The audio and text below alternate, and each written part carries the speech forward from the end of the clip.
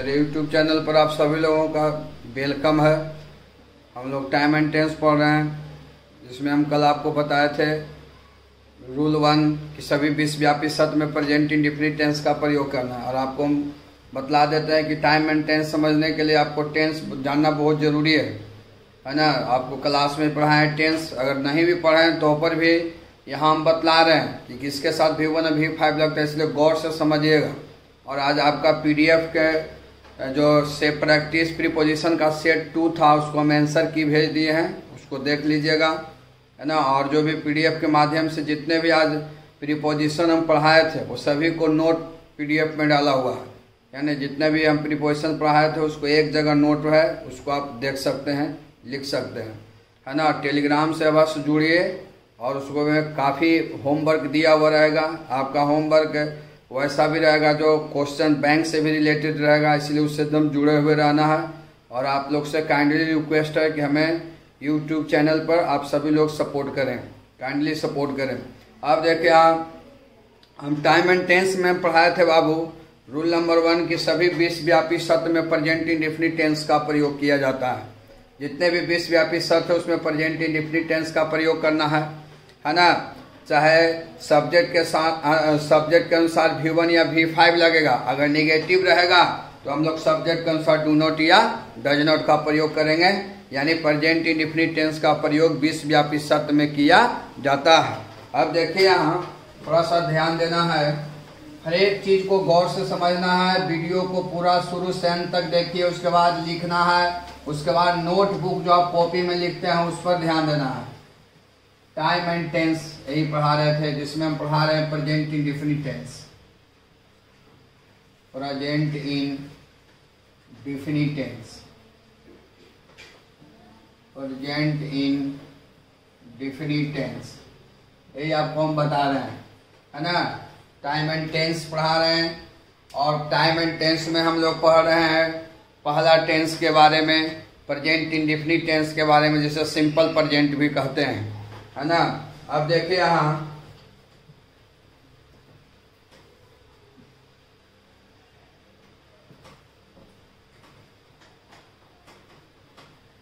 अब देखो यहाँ जो बतला रहे हैं उसको गौर से समझिएगा।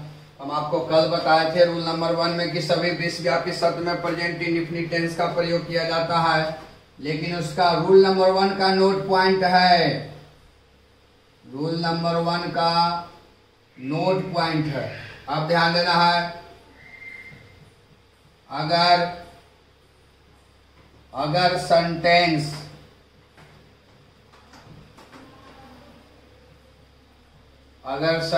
से विश्वव्यापी सत्र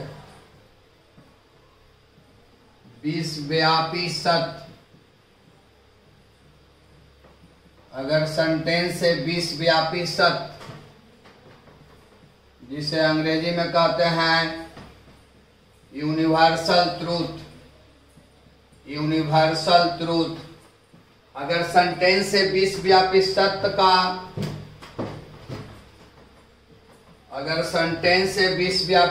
का बोध हो और बहुत इंपॉर्टेंट है आपका रूल नंबर 1 और रूल नंबर 1 का नोट पॉइंट, इससे हर हाल में प्रश्न आएगा, एकदम डेफिनिट है। इसको एकदम लिख कर मतलब सेव कर लो अपने दिमाग में कि टाइम एंड टेंस से रूल नंबर 1 या उसके नोट पॉइंट से हर हाल में फाइनल एग्जाम में आपका प्रश्न आएगा। अब देखिए यहाँ, अगर वाक्य से विश्वव्यापी सत्य का बोध हो और वर्ब के रूप में बी या टू बी दोनों एक ही है, चाहे बी कहिए या टू बी कहिए, है ना। बी और टू बी का मतलब एक ही चीज है, चाहे बी कहिए या टू बी कहिए। अब देखिए यहाँ कहता है कि अगर सेंटेंस से विश्वव्यापी सत्य का बोध हो और वर्ब के रूप में बी या टू बी हो तब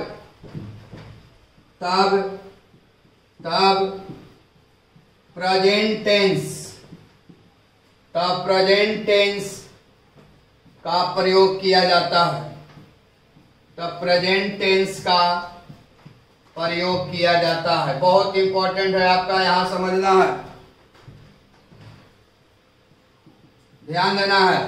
हम कल पढ़ाए थे कि विश्वव्यापी सत्य का बोध हो, अगर वाक्य से विश्वव्यापी सत्य का बोध हो तो हमें प्रेजेंट इंडेफिनिट टेंस का प्रयोग करना है, यानी सब्जेक्ट के अनुसार V1 और V5।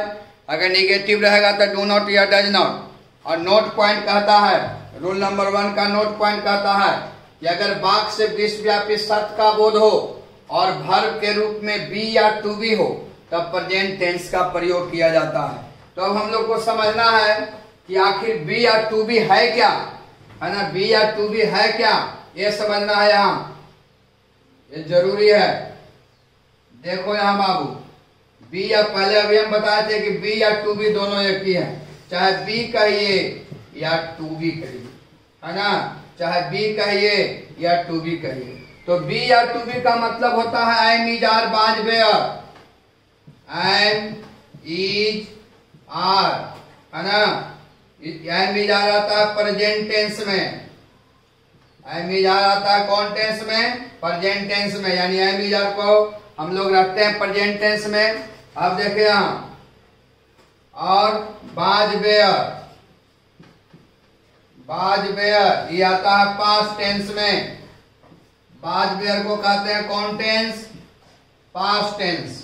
अब देखिए यहाँ, अब एक लाइन में समझिए, कोई भी व्यक्ति आपसे पूछता है कि बी या टू बी का मतलब क्या हुआ, तो उसको बताना है कि बी कहिए या टू बी दोनों एक ही हैं। बी और टू बी का मतलब होता है एम इज आर बाज वेयर, बी या टू बी का मतलब एम इज आर बाज वेयर। एम इज आर आता है प्रेजेंट टेंस में, अब बाज वेयर आता है पास्ट टेंस में, यानी पास्ट टेंस में कौन आता है, बाज वेयर, एम इज आर आता है प्रेजेंट टेंस में। कोई व्यक्ति पूछेगा कि बी का मतलब, तो बताना है कि एम इज आर बाज वेयर। कोई व्यक्ति आपसे पूछेगा कि टू बी का मतलब, तो एम इज आर बाज वेयर, एम इज आर आता है प्रेजेंट टेंस में, बाज वेयर आता है पास्ट टेंस में। तो अब देखिए हमारा नोट पॉइंट कहता है कि अगर वाक्य से विश्वव्यापी सत्य का बोध हो जाए और वर्ब के रूप में क्या हो, बी हो या टू बी हो, बी या टू बी हो, तो कौन टेंस का प्रयोग, प्रेजेंट टेंस का। तो प्रेजेंट टेंस में कौन आता है, एम इज आर, तो क्या चीज का प्रयोग होगा, एम इज आर का होगा, बाज वेयर का प्रयोग नहीं होगा, क्योंकि बाज वेयर आता है कौन टेंस में, पास्ट टेंस में, और हमें प्रयोग करना है कौन टेंस का, प्रेजेंट टेंस का। अब प्रेजेंट टेंस में कौन आता है, एम इज आर। भले ही टू बी का मतलब एम इज आर बाज वेयर जरूर होता है, लेकिन हमारा कंडीशन है कि वाक्य से विश्वव्यापी सत्य का बोध होगा और वर्ब के रूप में बी या टू बी रहेगा, तब प्रेजेंट टेंस का प्रयोग करना है। और बी या टू बी का मतलब होता है एम इज आर बाज वेयर, तो बाज वेयर का तो प्रयोग नहीं करना है, क्योंकि बाज वेयर आता है कौन टेंस में, पास्ट टेंस में। प्रयोग करना है कौन चीज का, प्रेजेंट टेंस का। तो प्रेजेंट टेंस में कौन आता है, एम इज आर, यानी कौन चीज का प्रयोग होगा, एम इज आर का। ऐसा तब होगा जब वाक्य से विश्वव्यापी सत्य का बोध हो और वर्ब के रूप में बी हो, तब हमें प्रेजेंट टेंस का प्रयोग करना है। प्रेजेंट टेंस में क्या आता है, एम इज आर, है ना। पास्ट टेंस में कौन, बाज वेयर, तो पास्ट टेंस का प्रयोग नहीं करना है, हमें करना है कौन चीज का, एम इज आर का, यानी प्रेजेंट टेंस का। इसलिए आप ध्यान दीजिएगा कि बी और टू बी का मतलब होता है एम इज आर बाज वेयर, बी और टू बी का मतलब होता है एम इज आर बाज वेयर। एम इज आर आता है प्रेजेंट टेंस में, बाज वेयर आता है पास्ट टेंस में। अगर सेंटेंस से विश्वव्यापी शब्द का बोध हो और वर्ब के रूप में बी या टू बी हो, तो हमें प्रेजेंट टेंस का प्रयोग करना चाहिए। अब देखिए यहाँ क्वेश्चन से ही आपको समझाते हैं। पहले आपको कल भी बताए थे कि क्वेश्चन जो ओल्ड मेथड पर आता था उसको पहले समझिएगा, तब आपको ऑब्जेक्टिव समझ में आएगा। जैसे देखो यहाँ क्वेश्चन ऐसे रहेगा बाबू, मैन बी मॉर्टल, मॉर्टल। अब यहाँ ध्यान दीजिएगा, तो इसी तरह से प्रश्न आपका रहेगा। तो आप देखिए यहाँ पहले क्वेश्चन को समझिएगा, मैन बी मॉर्टल, आदमी, है ना, आदमी मरणशील, है ना। आप देखिए यहाँ वर्ब के रूप में क्या है, बी है।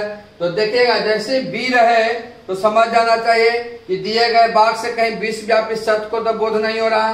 तब मैन आदमी, मॉर्टल मरणशील है, तो विश्वव्यापी सत्य बात है ना जी, कि जितने भी हम लोग मानव है, हम लोग क्या है, मरणशील है, यानी आदमी मरणशील है। तो ये कौन सत्य है? विश्वव्यापी सत्य है। ये दिए गए क्वेश्चन से, दिए गए प्रश्न से, दिए गए सेंटेंस से विश्वव्यापी सत्य का बोध हो रहा है। और वर्ब के रूप में क्या है? बी है। तो जब वर्ब के रूप में बी रहेगा तो हम क्या चीज का प्रयोग करेंगे? प्रेजेंट टेंस का। प्रेजेंट टेंस में क्या आता है? Am is are. तब मैन के साथ क्या लगेगा? इज लगेगा। तो इसका आंसर क्या हो जाएगा? Man is मॉर्टल। आदमी मरणशील है। आदमी मरणशील है। तो कौन सत्य है? विश्वव्यापी सत्य है। जैसे देखो यहाँ क्वेश्चन, क्वेश्चन देखिए, जैसे द स्काई, आकाश, बी ब्लू। अब यहाँ ध्यान दीजिएगा, आकाश ब्लू नीला है। अब देखिए स्काई माने आकाश, ब्लू माने नीला। ये दिए गए क्वेश्चन से विश्वव्यापी सत्य का बोध हो रहा है कि आकाश नीला है, यानी विश्वव्यापी सत्य का बोध हो रहा है। और वर्ब के रूप में क्या है? बी है। तो जब दिए गए क्वेश्चन से, दिए गए सेंटेंस से विश्वव्यापी सत्य का बोध हो, वर्ब के रूप में बी हो, तो हमें प्रेजेंट टेंस का प्रयोग करना चाहिए। बी का मतलब है मिजार बाद बेर होता है, बाद बेर का तो प्रयोग करना ही नहीं है। तो स्काई के साथ क्या लगेगा? इज लगेगा। तो सही आंसर क्या हो जाएगा? The sky is blue. The sky is blue. आकाश नीला है। इसको लिखे तो और समझाते हैं।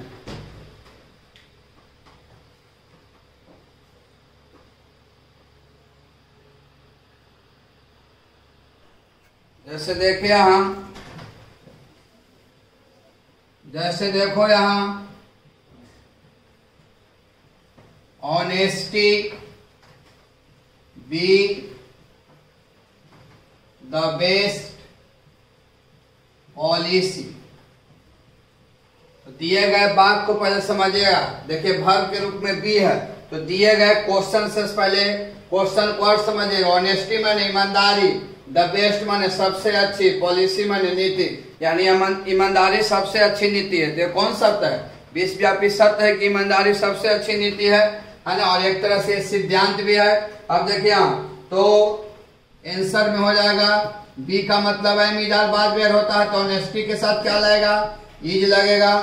Honesty is the best policy. ईमानदारी सबसे अच्छी नीति है। ईमानदारी सबसे अच्छी नीति है। अब देखिए हम क्वेश्चन समझिएगा। Milk, milk be white, milk be white. अब देखिए यहाँ मिल्क मतलब दूध है ना, वाइट मतलब उजला। अब वर्ब के रूप में क्या है? बी है, यानी दूध उजला होता है। ये विश्वव्यापी सत्य बात है ना। तो देखिए यहाँ मिल्क है जो अनकाउंटेबल नाउन है।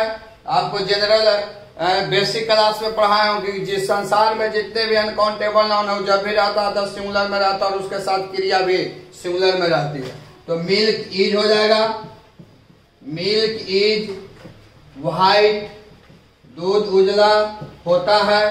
तो आप हमेशा याद रखिएगा कि अगर सेंटेंस से विश्वव्यापी सत्य का बोध हो और तो हमें प्रेजेंट इंडेफिनिट टेंस का प्रयोग करना चाहिए, यानी सब्जेक्ट के अनुसार V1 या V5 का प्रयोग करना चाहिए। निगेटिव रहेगा तो डू नॉट या डज नॉट। लेकिन अगर सेंटेंस से विश्वव्यापी सत्य का बोध हो और वर्ब के रूप में बी हो, तब हमें प्रेजेंट टेंस का प्रयोग करना चाहिए। और प्रेजेंट टेंस में आता है एम इज आर, है ना। इसलिए आप हमेशा याद रखिएगा। जैसे एक और क्वेश्चन समझ जाइए, जैसे हॉर्सेज बी एनिमल्स। घोड़े जानवर होते हैं। तो ये सत्य बात है ना जी। हॉर्सेज एनिमल्स, घोड़े क्या है? जानवर है। ये विश्वव्यापी सत्य है। वर्ब के रूप में क्या है? बी है। और हॉर्सेज बहुवचन है, प्लुरल है, तो प्लुरल के साथ आर लगेगा। हॉर्सेज आर एनिमल्स, है ना। तो आप हमेशा याद रखिएगा कि जब सेंटेंस से विश्वव्यापी सत्य का बोध हो वर्ब के रूप में बी हो तो हमें प्रेजेंट टेंस का प्रयोग करना चाहिए। बी का मतलब है मिजार बाज बेयर होता है, बाज बेयर पास्ट टेंस में आता है, इसलिए बाज बेयर का प्रयोग ना होगा। लेकिन कोई आपसे थेथर आदमी पूछ सकता है कि बाज बेयर का प्रयोग क्यों ना होगा। तो देखिए अगर हम बाज का प्रयोग कर देंगे, जैसे इसी को देखो यहाँ हम लिख देंगे कि मिल्क बाज वाइट, तो इसका हिंदी हो जाएगा दूध उजला होता था, है ना। अब दूध उजला होता था यानी अब बुल्लू होता है कि दूध हमेशा उजले रहता है, इसलिए उसका प्रयोग जब भी होगा तब प्रेजेंट का प्रयोग होगा। इसलिए अगर बाज का प्रयोग कर देंगे तो सेंटेंस क्या हो जाएगा, रॉन्ग हो जाएगा। इसलिए आप लोग को हमेशा याद रखना है कि अगर बाग से विश्वव्यापी शब्द का बोध हो तो हमें प्रेजेंट इंडेफिनिट टेंस का प्रयोग करना है। सब्जेक्ट के अनुसार V1 या V5, निगेटिव रहेगा तो डू नॉट या डज नॉट। लेकिन अगर बाग से विश्वव्यापी शब्द का बोध हो, वर्ब के रूप में बी हो, तो हमें प्रेजेंट टेंस का प्रयोग करना है। बी का मतलब होता है मिजार बाज बेयर आता है पास्ट टेंस में, पास्ट टेंस का प्रयोग नहीं करना है, यानी बाज बेयर का प्रयोग न करना है, मिजार का ही प्रयोग करना है सब्जेक्ट के अनुसार। इसको लिख लीजिए। पहले इसी तरह से क्वेश्चन आता था, है ना, 2009 से 2017 तक। लेकिन क्वेश्चन हम लोग का क्या गया है अब ऑब्जेक्टिव कैसे रहेगा वो बतलाते हैं। आपको अधिक समझने के लिए हम इस तरह का क्वेश्चन बता रहे थे, इसको नोट कर लीजिए।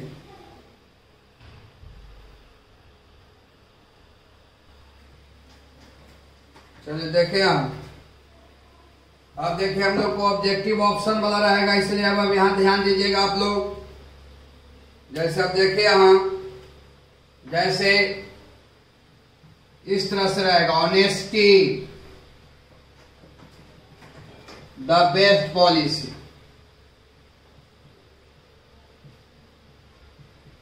तो ऐसे प्रश्न क्वेश्चन को देखिएगा, ईमानदारी सबसे अच्छी नीति, यानी ये दिए गए क्वेश्चन से विश्वव्यापी शब्द का बोध हो रहा है ना। ऑप्शन में रहेगा आपको was, B, were, C, are, D, is. अब देखिए ऑनेस्टी द बेस्ट पॉलिसी, ईमानदारी सबसे अच्छी नीति, यानी दिए गए वाक्य से विश्वव्यापी सत्य का बोध हो रहा है।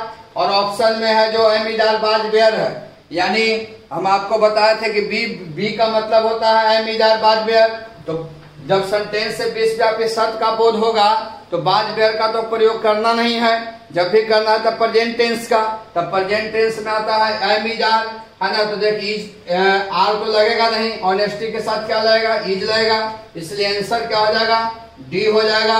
अब देखिए यहाँ क्वेश्चन समझना, पहले क्वेश्चन को इसी तरह से क्वेश्चन पूछेगा बाबू, जैसे the earth round, the earth round.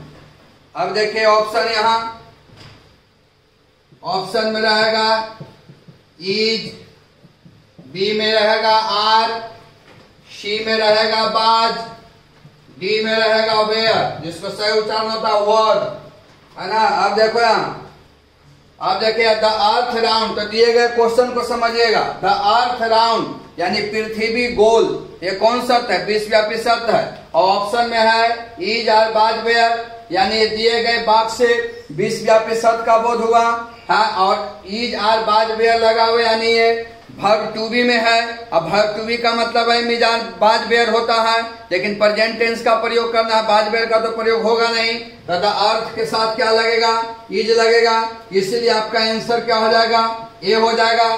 जैसे क्वेश्चन देखिएगा, जैसे समझना पहले, मैन मॉर्टल। अब देखिए ऑप्शन में was, B, are, C, is, D, verb.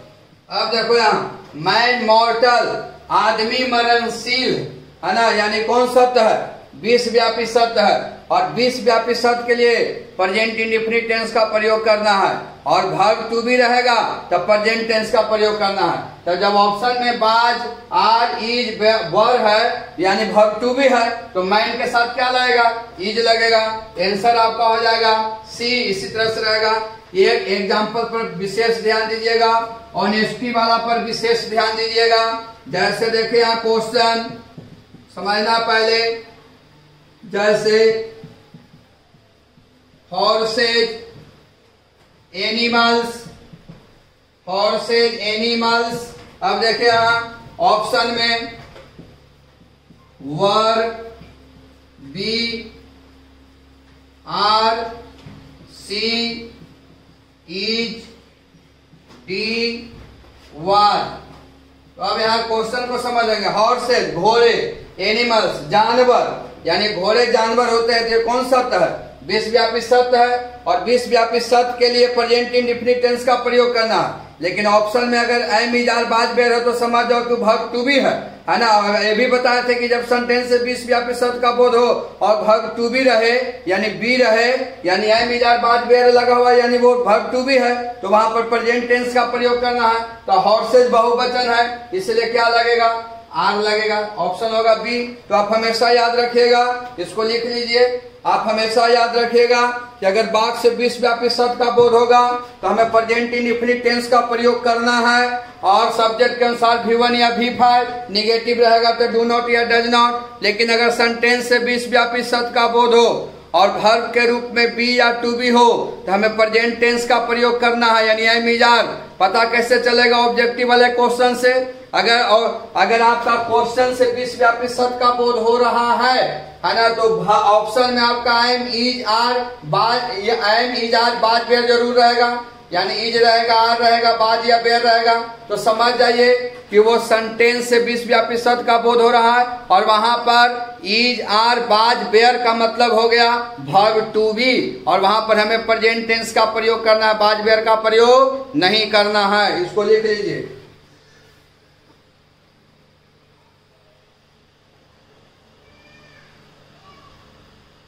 क्या रोल नंबर 2 हम लोग सीखेंगे। अब हम लोग टाइम एंड टेंस में, प्रेजेंट इंडेफिनिट टेंस में, टाइम एंड टेंस में, प्रेजेंट इंडेफिनिट टेंस में हम रूल नंबर 2 समझेंगे। यानी प्रेजेंट इंडेफिनिट टेंस में रूल नंबर 2 में क्या इंपॉर्टेंस है, टाइम एंड टेंस चैप्टर में प्रेजेंट इंडेफिनिट टेंस का क्या इंपॉर्टेंस है रूल नंबर 2 का। अब देखो यहाँ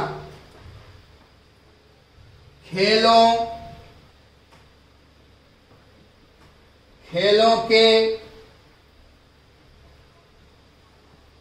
कमेंट्री, खेलों के कमेंट्री। कमेंट्री का मतलब आंखों देखा हाल सुनाना, आंखों देखा हाल सुनाना, जिसे आप लोग कहते हैं प्रसारण।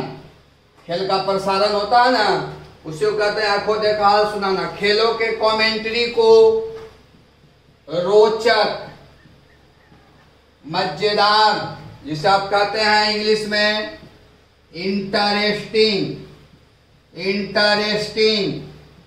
खेलों के कमेंट्री को रोचक बनाने के लिए present indefinite tense,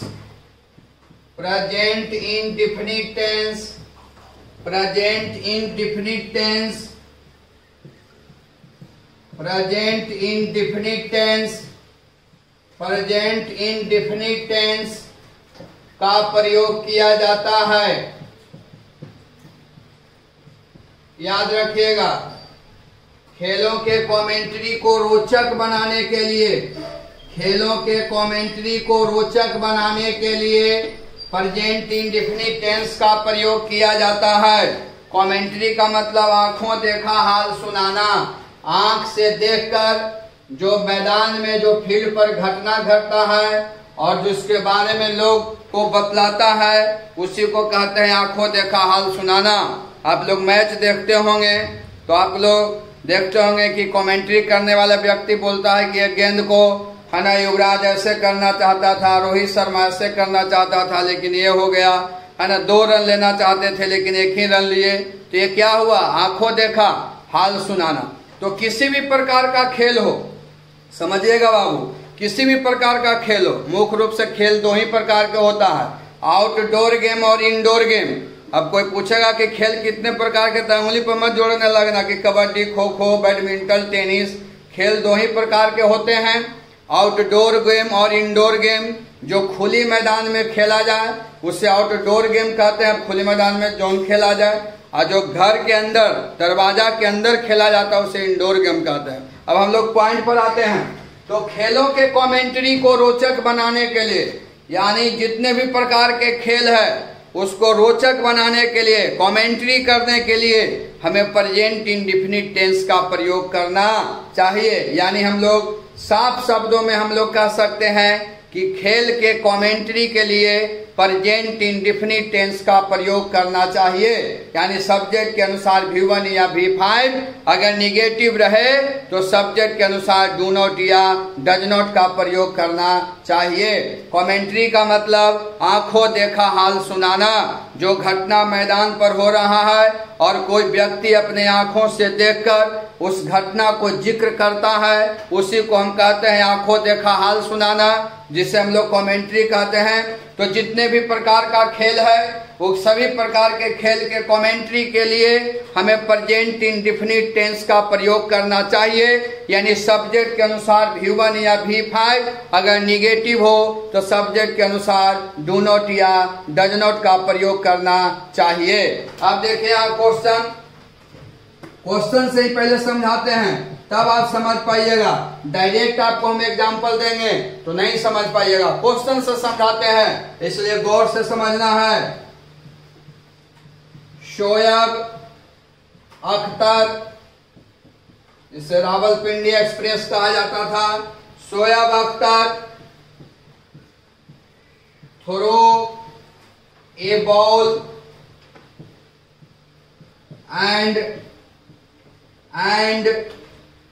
and MS Dhoni hit a helicopter shot. Hit a helicopter shot. अब देखिए हम समझना पहले,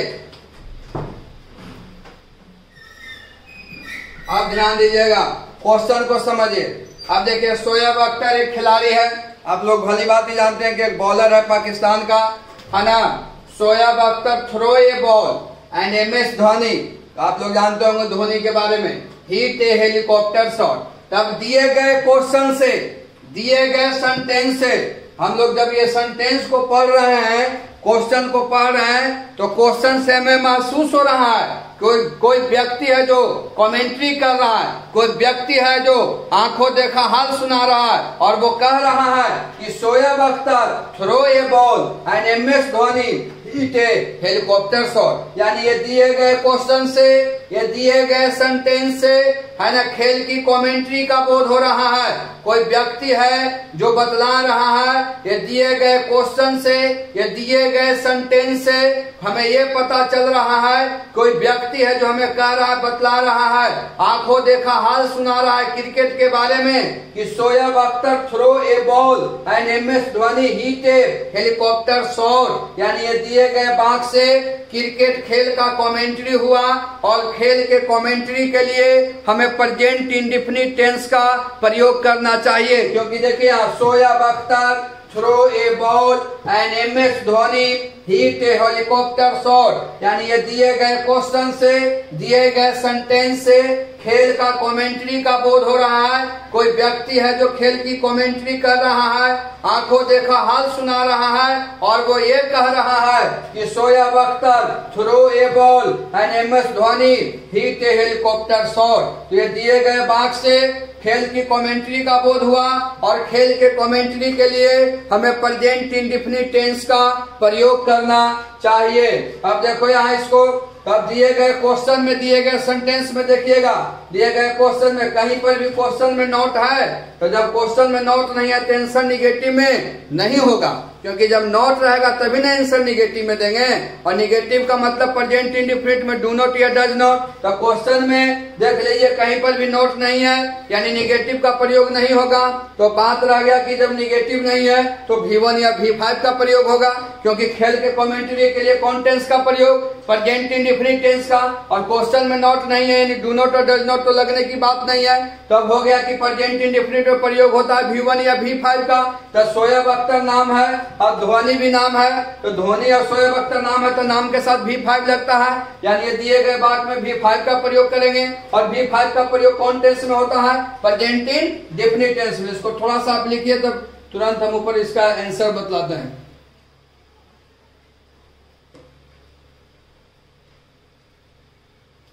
जैसे देखो यहां, इसलिए आप हमेशा याद रखिएगा कि खेल के कमेंट्री के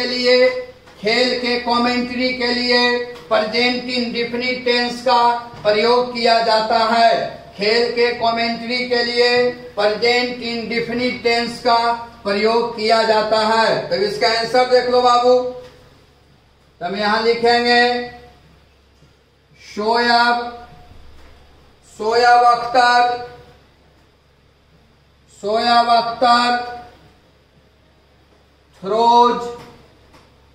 throws a ball and Mahendra Singh Dhoni. अब देखिए MS धोनी नाम है तो नाम के साथ V5 लगेगा। हिट्स ए हेलीकॉप्टर शॉट का मतलब 6।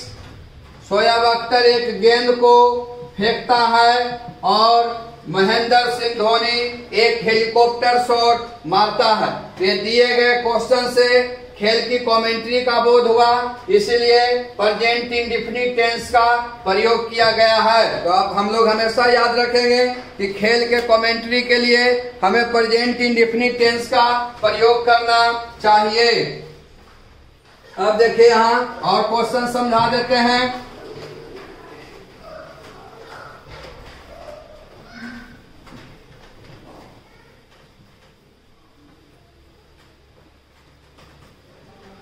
और क्वेश्चन समझ जाइए।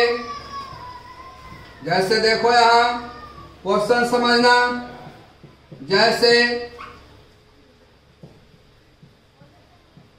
Rohit Sharma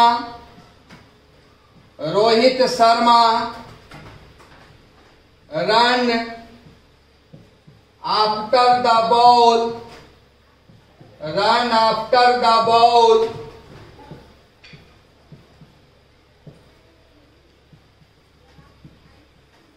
catch it and throw it on the stumps। Stumps का मतलब गिल्ली। अब देखो यहां, अब समझेंगे, दिए गए सेंटेंस को पहले समझेंगे, दिए गए क्वेश्चन को समझेंगे। क्वेश्चन क्या कह रहा? रोहित शर्मा खिलाड़ी है, Rohit Sharma run after the ball catch it and throw it on the stumps. यानी दिए गए क्वेश्चन से, दिए गए सेंटेंस से यह बोध हो रहा है कि कोई व्यक्ति है जो खेल की कमेंट्री कर रहा है, कोई व्यक्ति है जो आंखों देखा हाल सुना रहा है, और वह यह कह रहा है कि Rohit Sharma run after the ball catch it and throw it on the stumps. यानी दिए गए क्वेश्चन से खेल की कमेंट्री का बोध हुआ, और खेल के कमेंट्री के लिए प्रेजेंट इंडेफिनिट टेंस का प्रयोग करना चाहिए। तो रोहित शर्मा नाम है रे बाबू, तो नाम के साथ क्या लगेगा? V5 लगेगा। तो हम यहाँ लिखेंगे Rohit Sharma runs after the ball. Rohit Sharma गेंद के पीछे भागता है, और रोहित शर्मा नाम है तो नाम के साथ तो V5 लगेगा।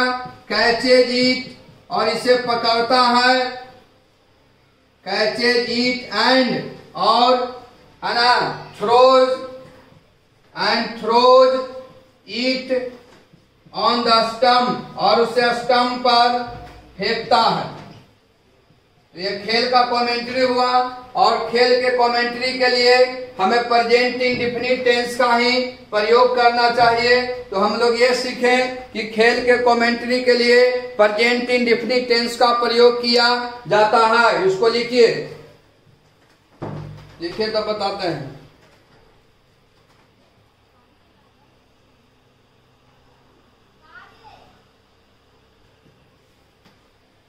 जैसे देखो यहां Mohammad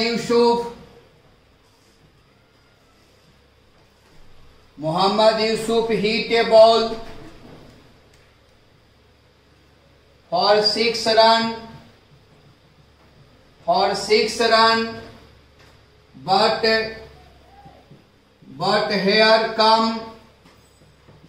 but here come Ganguly take a lovely catch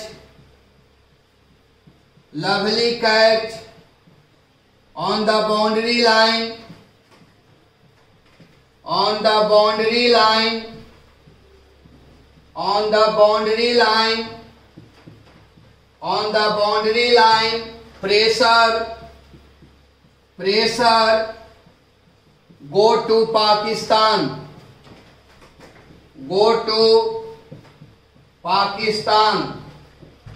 Mohammad Yusuf hit a ball for 6 runs but here come Ganguly take a lovely catch on the boundary line pressure go to Pakistan। अब देखिए यहां समझेंगे तो दिए गए question से आपको आसान तरीका है कि खेल के कमेंट्री हुआ कि नहीं, क्योंकि खिलाड़ी का नाम जरूर रहेगा, है ना। बैट बॉल की उसमें चर्चा है, छक्का चौका की चर्चा है, तो समझ जाइए कि वो क्रिकेट खेल की कमेंट्री हो रहा है। ऐसे भी आप लोग दिमाग लगाइएगा। अब देखो यहाँ आप क्वेश्चन को समझेंगे। Mohammad Yusuf hit a ball for 6 run but here come Ganguly take a lovely catch on the boundary line pressure go to Pakistan. यानी ये दिए गए बाग से खेल की कमेंट्री हो रहा है। कोई व्यक्ति है जो आंखों देखा हाल सुना रहा है और वो ये कह रहा है कि Mohammad Yusuf hit a ball for 6 run but here come Ganguly take a lovely catch on the boundary line pressure go to Pakistan. यानी ये दिए गए क्वेश्चन से, ये दिए गए सेंटेंस से खेल की कमेंट्री का बोध हुआ और खेल के कमेंट्री के लिए हमें प्रेजेंट इंडेफिनिट टेंस का प्रयोग करना चाहिए। तो देखिए दिए गए क्वेश्चन में कहीं पर भी नोट नहीं है, इसलिए डू नोट और डज नोट का प्रयोग नहीं होगा। तब बात रह गया कि चाहे V1 या V5 का प्रयोग होगा। तो मोहम्मद यूसुफ और गांगुली नाम है और नाम के साथ V5 लगता है, आपको कल ही पढ़ाए हैं। ही सी इट नेम के साथ V5 का प्रयोग किया जाता है। तो इसका सही आंसर हो जाएगा मोहम्मद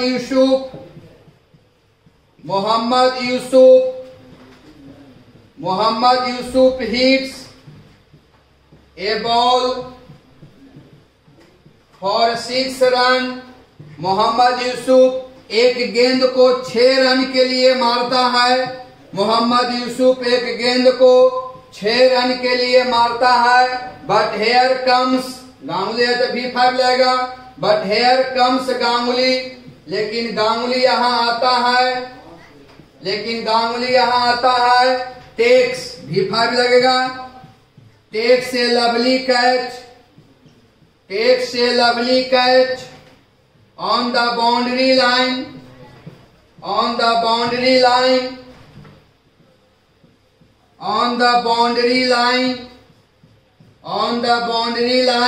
और गांगुली यहाँ आता है और सीमा रेखा पर एक सुंदर कैच पकड़ता है।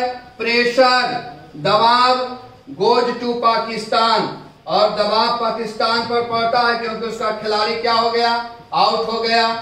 तो आप हमेशा याद रखिएगा कि खेल के कमेंट्री के लिए प्रेजेंट इंडेफिनिट टेंस का प्रयोग करना है, कोई दूसरा टेंस का प्रयोग नहीं करना है। विश्वव्यापी सत्य में प्रेजेंट इंडेफिनिट टेंस का प्रयोग, जब सेंटेंस से विश्वव्यापी सत्य का बोध हो, वर्ब के रूप में बी हो, तो वहां पर प्रेजेंट टेंस का प्रयोग यानी एम इज़ का प्रयोग। जब खेल का कमेंट्री हो तो खेल के कमेंट्री के लिए भी हमें प्रेजेंट इंडेफिनिट टेंस का ही प्रयोग करना चाहिए। सोचिए कितना उपयोगिता है टाइम एंड टेंस का। इसके बगैर आपका ग्रामर क्या है, अधूरा है।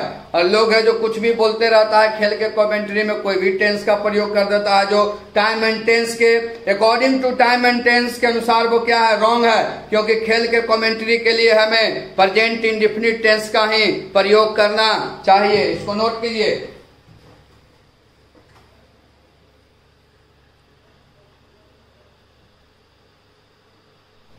जैसे देखो यहाँ Lasith Malinga, Lasith Malinga throw a yorker ball, yorker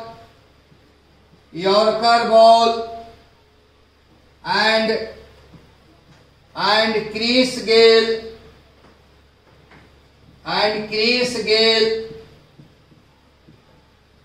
hit a long six, लंबा छक्का। तो आप जब भी देखिएगा, आप लोग तो बहुत खेल का बारे में जानते हैं, फुटबॉलर के भी नाम जानते होंगे, टेनिस का भी नाम जानते होंगे, खिलाड़ी का भी, क्रिकेट का भी नाम जानते होंगे, बहुत सारे खिलाड़ी का। तो जब भी खेल का कमेंट्री होगा तो कोई ना कोई खिलाड़ी का उससे रिलेटेड नाम जरूर रहेगा।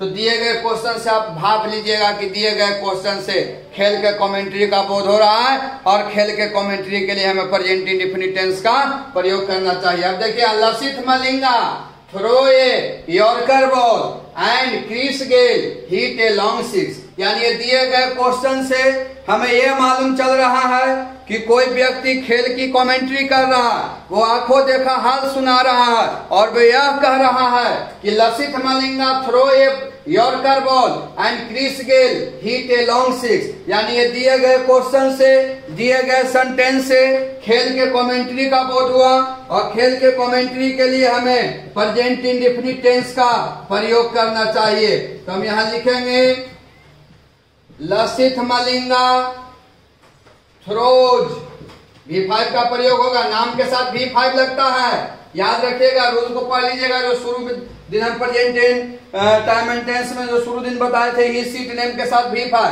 तो लसित मलिंगा थ्रोज ए यॉर्कर बॉल, लसित मलिंगा एक यॉर्कर गेंद फेंकता है, एंड और क्रिस